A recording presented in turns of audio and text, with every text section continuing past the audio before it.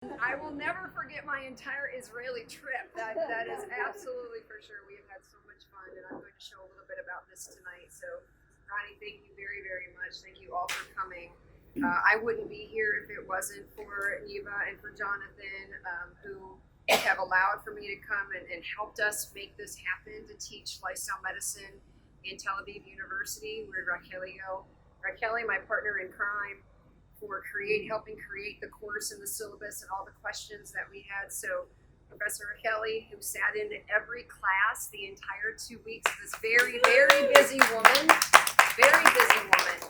who and then also, the students themselves. So just thank you so much to the students who really challenged me for what we did for the 2 weeks. I'm going to show you a little bit about my background. And every time somebody asks me, how did you get started in lifestyle medicine and medical education? And I will always say, well, I started in an Irish pub in France. Where I came from was Iowa. I'm a first generation college student. My parents met when they were 17 years old. They married when they were 18 years old. And I was born when they were 19 years old.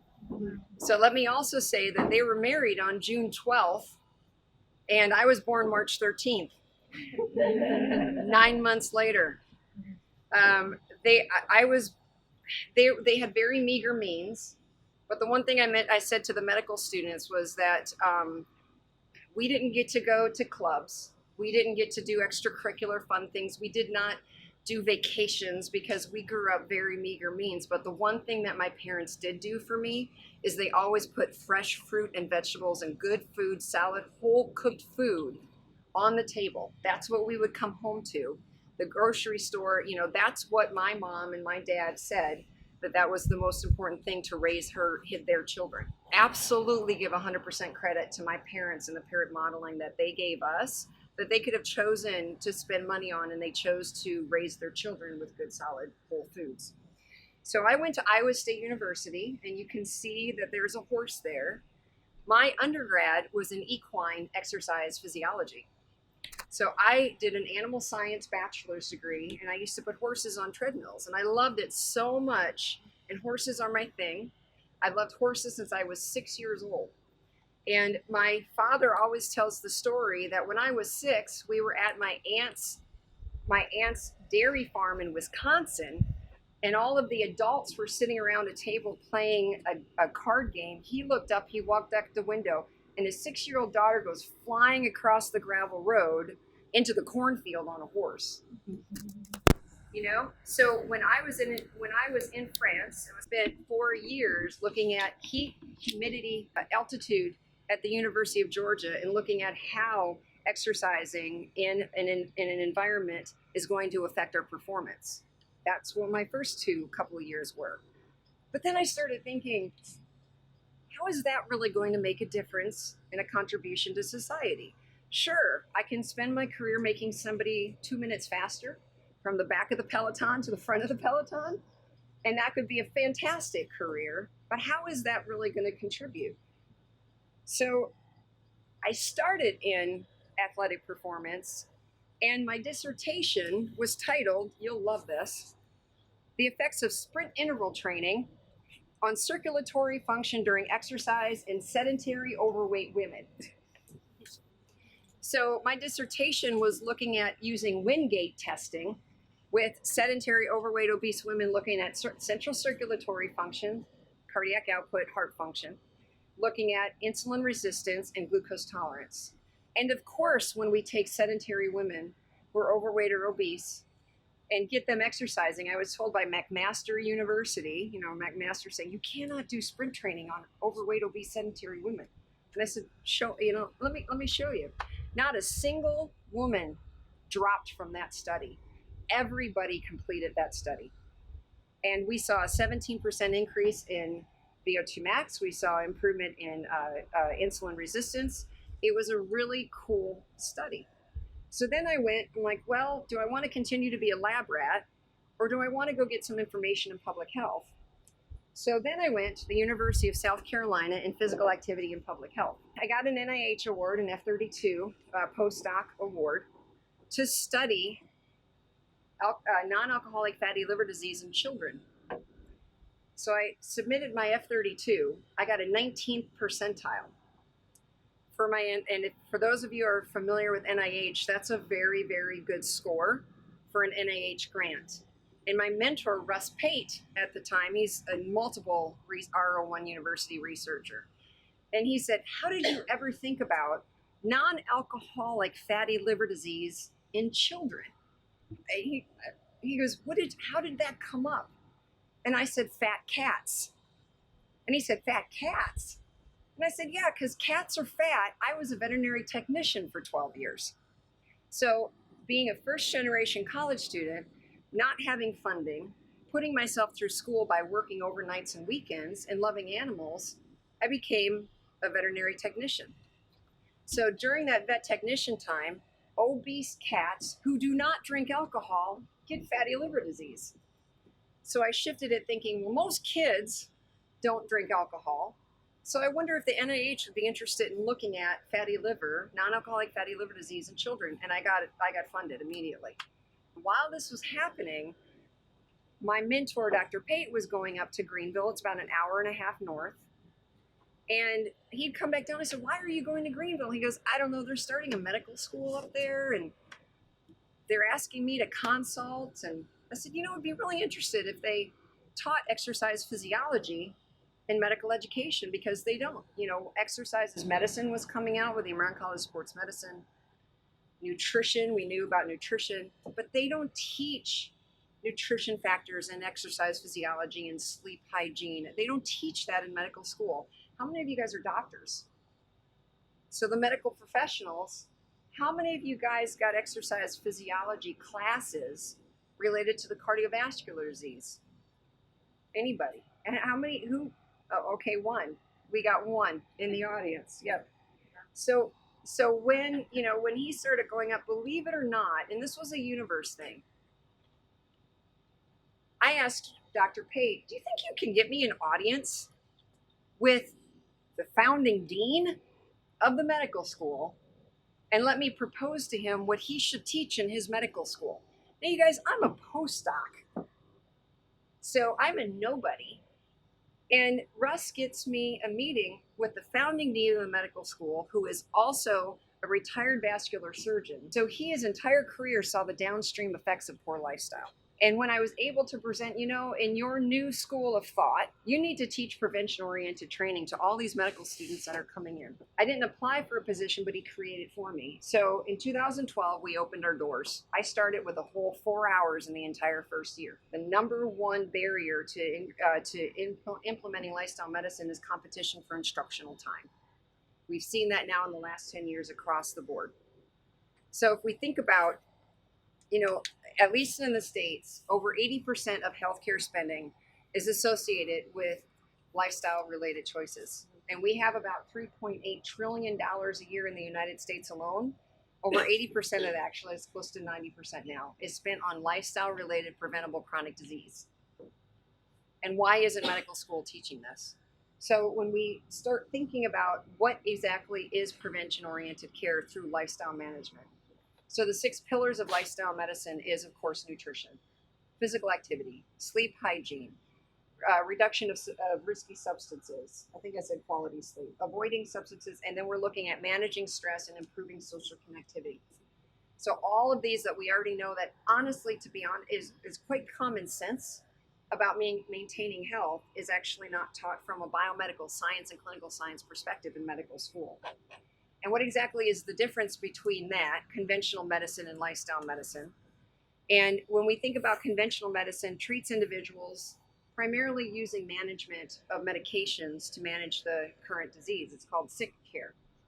Where lifestyle medicine is looking at the root cause of chronic disease. Where is it coming from?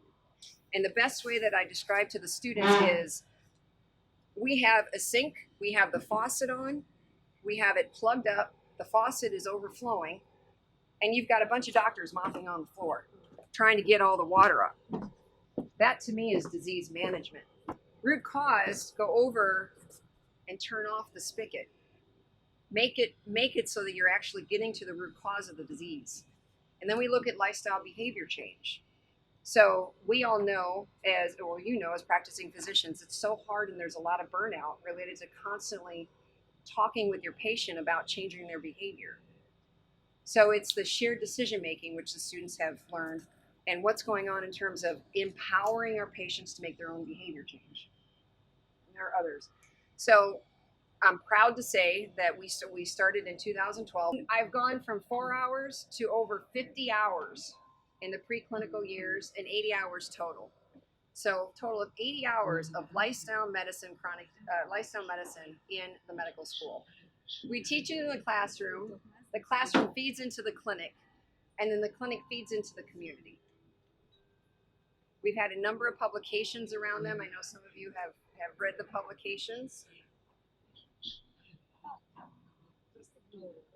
Just ignore it. Okay.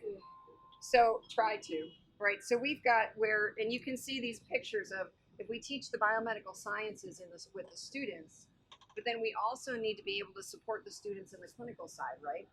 So if we're teaching them that, but then they get into primary care and they get into OBGYN and they get into pediatrics and they're into internal and family medicine, how are we going to help them sustain what they were taught in the preclinical years?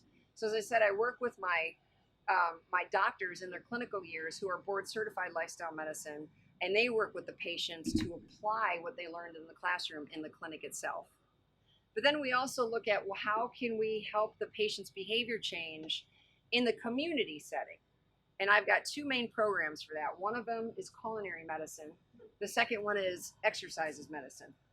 So exercises medicine is looking at having patients referred from an electronic perspective through the electronic health records. Patients are identified by their providers. Are you under the physical activity guidelines? Do you have a chronic condition? Do you, would you benefit from a 12-week clinically based exercise program? So patients are referred into the program. We cover approximately about 400 square miles in practices across both Greenville County and Oconee County. So we really reduce the barrier of entry by having patients and having providers across two counties be able to refer into the program. We also work with about 6 different community physical activity facilities called the YMCA. And the YMCA is a phenomenal partner because their motto is nobody is turned away for their inability to pay. And by having a partnership in the community, we've raised over $350,000 for patients who cannot afford to come into this program. They can be completely scholarshiped. Now, if I go in, then I pay $249, but we've had people pay $5 for this program, and we've had people pay $0 living out of their car. So it's really about how do we help them change their behaviors. We've gotten, probably from a video perspective, we may or may not show the video, but here are 2 success stories. We have Patricia Manley, who started, it says she lost 26 pounds, she's lost more. And she had an A1C that started with 15 and went down to 11, and she's at about a 7.2 points in terms of her hemoglobin A1C. And Curtis Lattimore, who was able to actually stand up for the first time in 2 years. He had such a clinical obesity that he was using a wheelchair to get around. So we just published our pilot data on this, about 210 graduates from the program, and we saw statistically significant reductions in body weight and both systolic and diastolic blood pressure for patients who entered the program. How are we doing on time? I want to make sure I don't overtalk here, because I know that I originally had 50 minutes, but we've had a lot go on. So it's been a pretty amazing, just tell me if I need to speed up. It's been a pretty amazing journey. So we've received the 2019 Global Leadership Award from the American College of Sports Medicine. And what was really neat was to be able to stand opposite the 18th U.S. Surgeon General at the National Press Club in Washington, D.C. to talk about the importance of exercises medicine Greenville and having a clinically based community exercise program that doctors can refer to for patients where they live, work, pray, and play in order to create that behavior change. Because we know if I can teach the students in the classroom, but they only have maybe 6 to 8 minutes to talk with their patient, How can I get the patients changing within the community where they live? So that is one of the community support systems that we have. The other thing, this is EIMG. The other thing that we do is culinary medicine with our medical students. And our medical students come in and learn whole food, plant-based cooking. And many of them have not had the experience that I had growing up of having whole foods in my kitchen. A lot of them come in with processed foods, microwaves, so they learn how to actually prepare good meals. Now, I remember the reason I started this program is because I remember a third-year student coming in and saying, we've got the biochemical nutrition down, but I just had a patient come in and say, what do I buy at the grocery store? So we call that applied nutrition. I want my doctors to be able to speak to a patient one-on-one and truly talk about not just a salad, but what is fiber, what is sodium, what is a low saturated fat diet, how does that affect your health? So I've got a senior level trained chef that I work with, and I've got a registered dietitian and another junior trained chef that we're in the kitchen all the time. And these are pictures of my students in their uniforms. So what I will say is, this is the other white coat. So, students go through their white coat ceremony, and I say, this is just as important as your first white coat. Really using food as medicine. And they learn from that perspective to increase their competencies in discussing nutrition and food with their patients. They also, once they're trained, they bring patients into the kitchen themselves. And I have medical students, 3rd and 4th year medical students, who bring in their clinical patients from their rotations, and they teach the patients how to cook. One example of many is this woman here, who reduced her body weight by 36 pounds and completely went off her diabetic and hypertension medication just through food. A lot of what we do is, it's called lifestyle medicine education. Every time I go around and speak nationally and internationally, the very first question that I get is, can we get access to your curriculum? And for 10 years, I really didn't have an answer to that because my curriculum was co-owned by myself and the medical school. The founding dean retired. He was fantastic. He allowed me to get it into our school. The current dean, she said, yep, let's do it. So I received a grant, and we have open accessed our entire curriculum onto the lifestylemedicineeducation.org website. It's free. Everybody, all they need to do is download, and they're able to access all of this curriculum that was just taught at the Tel Aviv University and has been taught for the last 10 years in our school. So what's been really interesting in the United States is that everybody's listening. So this is what's been a turn for us. I started with 4 years and I had to push a boulder uphill. We've been contacted by CNN, U.S. News and World Report, Chicago Tribune, and we're also and this is not yay the school. It's just like people are coming and saying, what are you doing at your school that is so different than the other schools? So the Code Blue documentary, Redefining the Practice of Medicine, we're in a documentary for about 5 to 7 minutes, but it really demonstrates how people are coming to us and saying, what are you doing that is so innovative to our school? The other thing from a medical school perspective is we have 4,000 applications a year for 100 slots. 4,400 of those get interviews, so 10%, and we get 100. The vast majority of students who apply to our school are applying because of the lifestyle medicine program, and that's directly from the Senior Associate Dean of Student Affairs and the Director for Admissions. So every time a student comes in and is applying, they're saying something about the lifestyle medicine program. So the students are now asking and choosing medical schools based on what they're being taught. I'm going to move on now. Now we're in Tel Aviv. So, thank you to the team here. We've been able to implement some of what we teach in our medical school in a 2-week, very intensive course on lifestyle medicine, and it's been quite heavy. So what the students received in the first week was introduction to lifestyle medicine, functional components of lifestyle medicine, personal goals, obesity, BMI, body composition, muscular energetics, and lipoprotein metabolism, immunology, type 2 diabetes, and GI health, including non-alcoholic fatty liver and alcoholic fatty liver disease. Those who were courageous enough to come back for the second week started with counseling and behavior change for trans-theoretical model, motivational interviewing, the 5 A's, and the social determinants of health and shared decision making. Then we went into renal health, and we're talking very deep biochemical and biomedical sciences. They went into brain health, and they went into cancer today, of which Dr. Inbar joined us as well, who's an oncologist. We had a very lively discussion this afternoon. These are some examples, and I know we're getting short on time, and I want to be able to have you guys ask questions. But you can see some of the areas of what we've had, foundational components. They've gone into how the heart is improved through movement and exercise. Everything related to this slide, both from the brain all the way down to the toes, are physiology related to the lifestyle medicine that the students have been taught over the last 2 weeks. We go into that BMI is only a screener, and that it's not a true measure of body composition. So we talk about the importance of skeletal muscle health and reduction of adiposity, not just what's the scale weight. Then we go into how is obesity linked through intercellular mechanisms to all of our chronic diseases. And it's heavy what they go through. So here are some examples. Let's start with immunology.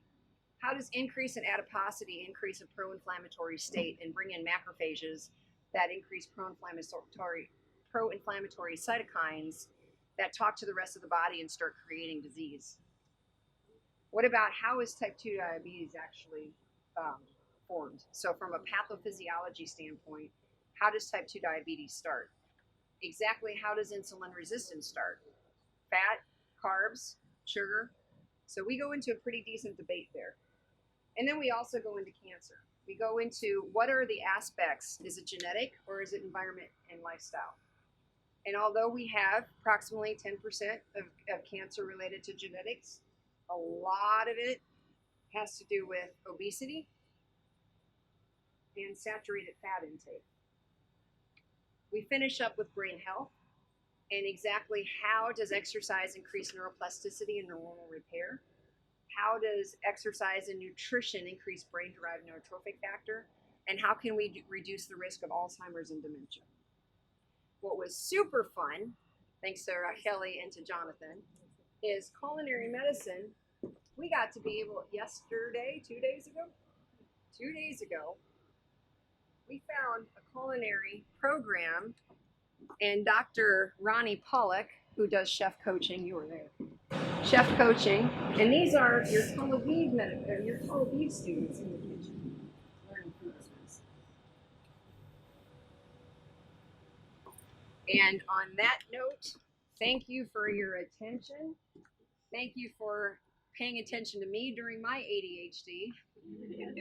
And I'm just so honored to be able to be in Israel. I would have never, ever thought that as a first-generation college student, putting horses on treadmills, thinking about fat cats, would get me to this evening. So thank you very much.